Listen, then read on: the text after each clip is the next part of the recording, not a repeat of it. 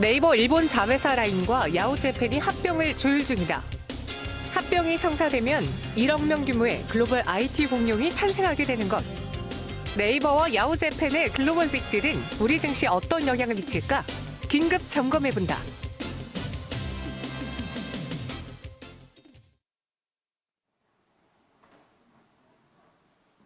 네, 이 시총이 큰 대형주가 12% 넘게 급등을 했습니다. 그만한 호재가 나왔기 때문일까요? 라인과 야후재팬의 합병 추진 소식 때문에 신고가를 기록했는데 자세하게 알아볼게요. AR 인베스트먼트 오현진 팀장 나왔습니다. 안녕하세요. 네, 안녕하세요. 네, 아실 분들은 아시겠지만 네네. 오늘 왜 올랐는지 네이버의 상승 이유부터 배경부터 들어보죠. 네, 기사가 워낙에 많이 나오고 있기 때문에 네. 검색해 보신 분들은 아실 것 같은데요. 네이버의 주요 자회사죠. 라인과 이제 소프트뱅크의 손자 회사인 그 야후재팬이 이제 합병을 추진한다라는 소식이 나왔습니다. 양사가 50%씩 출자를 해서 이제 신규 법인을 만들고 그 신규 법인 밑에 라인과 이제 그 야후재팬을 두는 그런 통합 모델이 가장 유력하다 이렇게 보시면 되겠고. 야후는 사실 한국에서는 별다른 성과를 못 냈어요. 네. 하지만 일본에서는 그 이용자 5천만 명 이상을 확보한 대표적인 포털 업체로 이제 발돋움을 했습니다. 그러니까 한국의 네이버와 이제 비슷한 위치에 그 일본의 야후재팬이 있다 이렇게 보시면 되겠고요. 라인 같은 경우에는 일본에서 그 가입자 8천만 명 이상을 확보한 역시 1위의 메신저입니다. 그래서 이 둘이 합병하게 됐을 때는 일본 국민의 데이터베이스를 엄청나게 많이 확보를 하겠죠. 그래서 그 다수의 데이터베이스를 바탕으로 한 이제 마케팅이라든지 아니면 영업 활동이 가능해진다라는 관점에서 기대감이 높다라고 보시면 되겠고, 미국에 상장되어 있는 라인 주식은 26% 급등했어요. 이것이 이제 그 합병에 따른 시너지 기대감을 먼저 이제 선반영하면서 움직였기 때문에 오늘 당연히 네이버가 오를 수 있었다라고 보시면 될 것 같고요. 앞으로 합병이 됐을 때는 네이버, 그다음에 라인, 그리고 소프트뱅크, 그다음에 이제 야후재팬이 합쳐지면서 이제 플랫폼이 커지는 외형 성장 효과가 기대된다. 이렇게 보시면 되겠습니다. 네, 그럼 조금 더 원론적으로 들어가 볼게요. 왜 라인과 야후재팬이 합병을 추진하게 됐는지 무언가 이유가 있으니 시너지 효과를 내기 위해서 이런 결정을 내린 것 아니겠습니까? 그래서 일단은 네.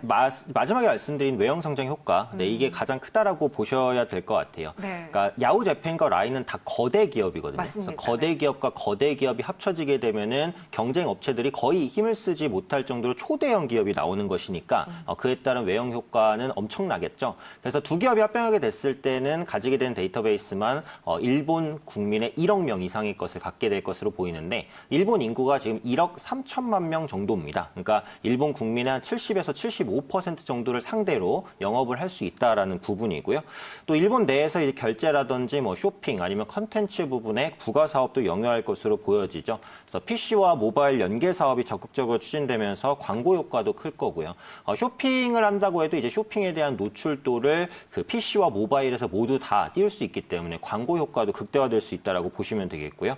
라인 캐릭터인 라인 프렌즈를 활용한 그 컨텐츠 사업도 이제 포털에서 좀 적응시킬 수 있을 것 같고요. 그래서 활용시킬 수 있는 방법은 말 그대로 무궁무진하다라고 보시면 될 것 같습니다.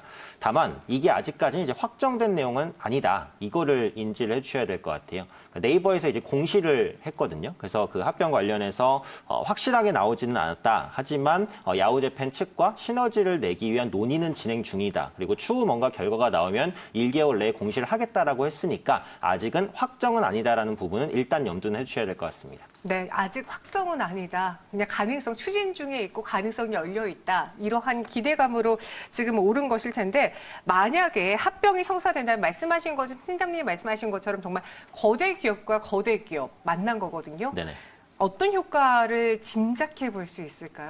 그래서 이제 가장 대표적인 게 그 간편 결제 시장의 강자가 될 것이다. 라는 전망. 라인페이도 있고요. 그렇죠. 네. 그래서 보시면 이제 야후재팬과 소프트뱅크의 페이페이라는 간편 결제가 있는데요. 네. 이게 일본 시장 1위고요. 라인의 라인페이가 일본 시장 2위입니다. 아, 그래서 합병을 하게 네. 되면 간편 결제에서 1위와 2위가 결합하는 거의 거잖아요. 독점적이 되겠네요. 그렇죠. 네. 완전히 이제 경쟁사가 없다라고 봐야 되는 것인데, 그동안 그 라인페이가 이 1위인 페이페이를 따라잡기 위해서 약간 상당한 무리한 마케팅을 했어요. 올해 초부터. 그래서 그에 따른 비용 부담도 만만치 않았는데 1위 업체와 합병을 하게 되면 굳이 이제 마케팅비를 많이 쓸 필요는 없잖아요. 그에 따른 비용 절감 효과도 분명히 라인으로서는 긍정적인 부분이다라고 볼 수 있고 그 소프트뱅크 같은 경우에는 기본적으로 이제 일본에서 통신 사업을 영위를 하고 있습니다. 그래서 통신 관련된 그 시너지가 날 수 있는 상품을 꺼내놓을 수도 있다라는 거죠. 그러니까 지금 일본은 그 소프트뱅크, 그다음에 도코모, 그다음에 au 모바일이 통신 사업을 영위하고 있는데 이게 이제 한국으로 따지면 SK텔레콤, KT, LG유플러스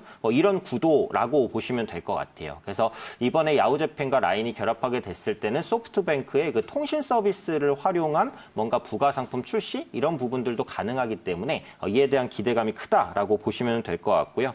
또 이를 통해서 외형 성장 효과가 있다 보니까 일본에만 머무르지 않고 뭐 미국이라든지 중국이라든지 이렇게 해외 시장까지 진출할 수 있는 그런 동력을 합병 시에 좀 가져나갈 수 있지 않을까 판단하고 있습니다. 네. 공룡 기업의 합병인데 그러면은 최종 경영권은 누가 주게 되는 건가요? 그러니까 이게 이제 확실히 나오지는 않았어요. 그러니까 지금 기사에서 예측하기에는 그 네이버 소프트뱅크가 50%씩 출자한다고 했으니까 이것만 가지고는 뭐 어느 쪽에서 경영권을 더 갖는다 뭐 이런 부분은 확인할 수가 없습니다. 그리고 앞서 말씀드린 대로 네이버 측에서는 합병 자체도 확실한 건 아니다라고 이제 아직은 좀 기다려달라라는 입장을 공시로서 좀 표명을 한 상황이기 때문에 합병 관련된 구체적인 비율이나 이런 것들은 확실한 내용이 나올 때까지는 뭐 섣불리 단언하기는 어렵다라고 보셔야 될 것 같습니다. 네.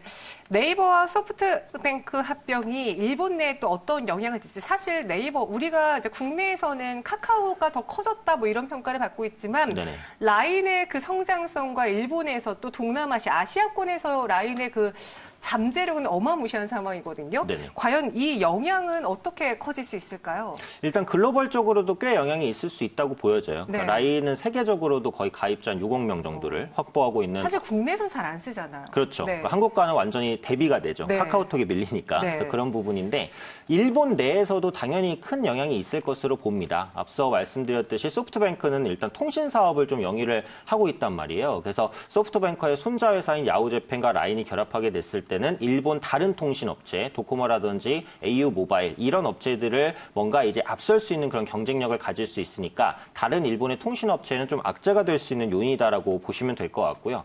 또 구글이나 텐센트 같은 그 미국과 중국의 거대 포털과 경쟁할 수 있는 그 힘이 생긴다. 이렇게 볼 수도 있겠죠.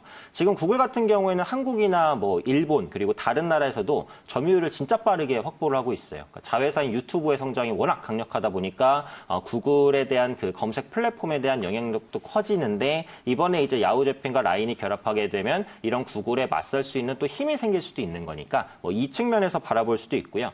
다만 이제 당장 국내에 미치는 영향은 제한적이다라고 생각을 합니다. 그래서 야후재팬은 이름에 재팬이 붙었듯이 어차피 일본에서 영업을 하는 업체고 라인은 물론 한국 기업 네이버의 자회사인 건 맞지만 어차피 주력 모델은 이제 일본 쪽이에요. 그리고 일본에서 거의 대부분의 매출이 나오고 있고 한국에서는 좀 매출이 미미하다라고 보셔야 될 것 같고 일본 국민은 이제 라인이 일본 거다 이렇게 생각하는 사람도 많습니다. 네. 그만큼 라인이 이제 현지화 전략을 굉장히 잘 짰거든요. 그러다 보니까 합병에 따른 영향은 뭐 장기적으로는 모르겠지만 당장은 한국에 미치는 영향은 크지 않을 것으로 보고 있습니다. 네.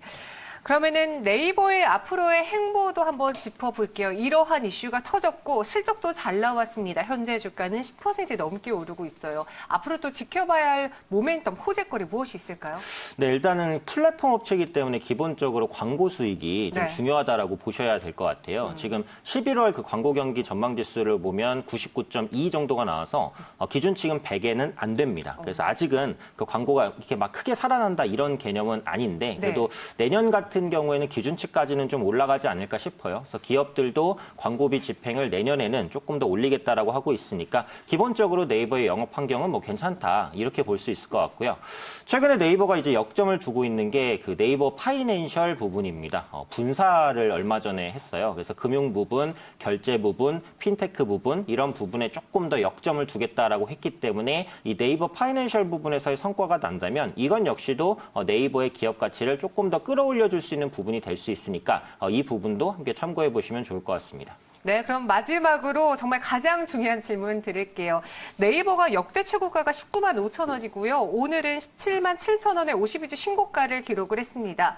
사야 됩니까? 말아야 됩니까? 투자 전략 세워볼게요. 네, 지금 매수하기는 사실은 좀 어렵죠. 네. 그래서 오늘은 완전 갭상승의 10% 급등이고 그러니까요. 네. 이게 오늘뿐만이 아니라 한 7월 달부터 가파른 주가 네. 상승을 보였어요. 그래서 광고 시장 회복이라든지 아니면 이제 연계된 시너지라든지 이런 부분에 대한 기대감이 좀 같이 반영이 되면서 좀 상승했었던 부분이 있기 때문에 뭐 현재 시점에서는 장기적으로는 추가 상승 가능하다고 하더라도 단기적으로는 그 전고점에 대한 저항 부담감을 이겨내기는 조금 어렵지 않을까. 그리고 올해 실적 기준으로 PER이 한 50배 정도까지는 올라왔으니까 그래서 미래 성장에 대한 기대감까지 조금 선반영한 부분이 없지 않아 있다라고 생각을 하고 있어요. 그래서 지금은 보유하고 계신 분들도 오히려 단기적으로는 좀 매도를 하고 매수 타이밍을 다시 잡아보셔야 될 것 같고 신규로 보실 분들은 조정을 이용해서 네, 뭐 분할 매수 이 정도 관점으로만 바라볼 수 있겠다라고 말씀드리겠습니다. 네, 네이버를 관심 깊게 살펴보신 투자자분들에게 도움이 되길 바라면서 저희는 여기서 보내드릴게요. 팀장님,